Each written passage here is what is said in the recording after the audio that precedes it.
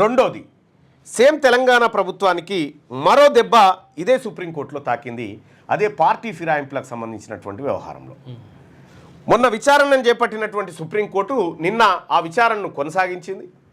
Party ఫిరాయించినటువంటి ఎమ్మెల్యేల వ్యవహారంలో speaker నిర్ణయాన్ని ఇన్ని నెలలైనా ప్రకటించకపోవడం పైన సుప్రీంకోర్టు అసంతృప్తి వ్యక్తం చేసింది. సేమ్ టైము ముఖ్యమంత్రి రేవంత్ రెడ్డి గారు అసెంబ్లీలో చేసినటువంటి వ్యాఖ్యలు ఏవైతే ఉప ఎన్నికలు రావు అనేటువంటి వ్యాఖ్యలు ఏవైతే ఉన్నాయో దాన్ని మరోసారి తప్పుపట్టింది సుప్రీంకోర్టు. అదుపులో ఉండలేడా మీ ముఖ్యమంత్రి అంటూ ప్రభుత్వ అడ్వకేట్ని అంటే అసెంబ్లీ కార్యదర్శికి సంబంధించినటువంటి అడ్వకేట్ని ప్రశ్నించడం జరిగింది. సో మరొకసారి ఈ వ్యవహారం చేస్తే బాగుండదనేటువంటి సీరియస్ వ్యాఖ్యలు చేసింది. సో ఇట్లా రేవంత్ రెడ్డి గారి వ్యాఖ్యలు అక్కడ కూడా ఇక్కడ కూడా రెండు వ్యాఖ్యలు సుప్రీంకోర్టు దాకా పోవడం జరిగింది. ఆ వ్యాఖ్యల తీవ్రత ఆ స్థాయిలో ఉంది. కాబట్టి ముఖ్యమంత్రి గారు చేస్తున్నటువంటి వ్యాఖ్యలు, చట్టసభలో చేసినటువంటి వ్యాఖ్యలు చాలా పవిత్రతతో కూడుకునే అనేటువంటి మాటను సుప్రీంకోర్టు చెప్పింది. కాబట్టి సో అటువంటి సందర్భంలో కొద్దిగా ఆచితూచి మాట్లాడితే బెటర్ అనేది ఒక ఆలోచన నిపుణుల నుంచి ముఖ్యమంత్రి గారికి సలహా రూపంలో పోతా ఉంది. ఇంకోవైపు ఇదే పార్టీ ఫిరాయించినటువంటి ఎమ్మెల్యేలకు అనర్హత వేటు పడబోతా ఉందా, ఎంతవరకు పాసిబిలిటీ ఉంది అనుకున్నప్పుడు సో నిన్న సుప్రీంకోర్టు చేసినటువంటి వ్యాఖ్యలు కానీ లేకపోతే గతంలో సుప్రీంకోర్టు ఇచ్చినటువంటి తీర్పులు కానీ కొన్ని కేసులలో సుప్రీంకోర్టు ఇన్వాల్వ్ అయినటువంటి విధానం చూస్తూ ఉంటే ఇప్పుడు 10 మంది ఎమ్మెల్యేలు ఎవరైతే ఉన్నారో వీళ్ళ మీద వేటు పడేటువంటి అవకాశం 60 నుంచి 70% ఉంది.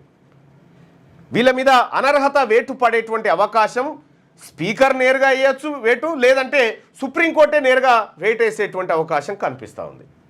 సో కాబట్టి ఉప ఎన్నికలు వస్తాయా రావనేది సుప్రీంకోర్టు తీర్పు మీద ఆధారపడి ఉన్నప్పటికీ సో స్పీకర్ నిర్ణయాలలోకి సుప్రీంకోర్టు ఎంతవరకు జోక్యం చేసుకోగలుగుతుంది అనేటువంటి చర్చ జరిగినప్పుడు సుప్రీంకోర్టు కొన్ని సందర్భాల్లో అత్యంత కీలకమైనటువంటి నిర్ణయాలని తీసుకోగలిగింది. ఆర్టికల్ 142 ప్రకారం ప్రత్యేక జోక్యతతోటి కొన్ని సభ్యత్వాలను రద్దు చేసేటువంటి శక్తి సుప్రీంకోర్టు దాకా ఉన్నట్టుగా కనిపిస్తూ ఉంది.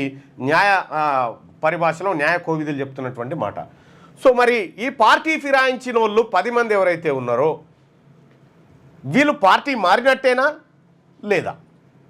పార్టీ మారితే సుప్రీంకోర్టు మాత్రం నా అంచనా ప్రకారం 60 నుంచి 70% వేటు వేసే అవకాశం ఉంది. తెలంగాణ రాష్ట్రంలో నిజంగా అదే జరిగితే 10 ఎమ్మెల్యే స్థానాలకు ఉప ఎన్నికలు వచ్చే అవకాశం కనిపిస్తుంది.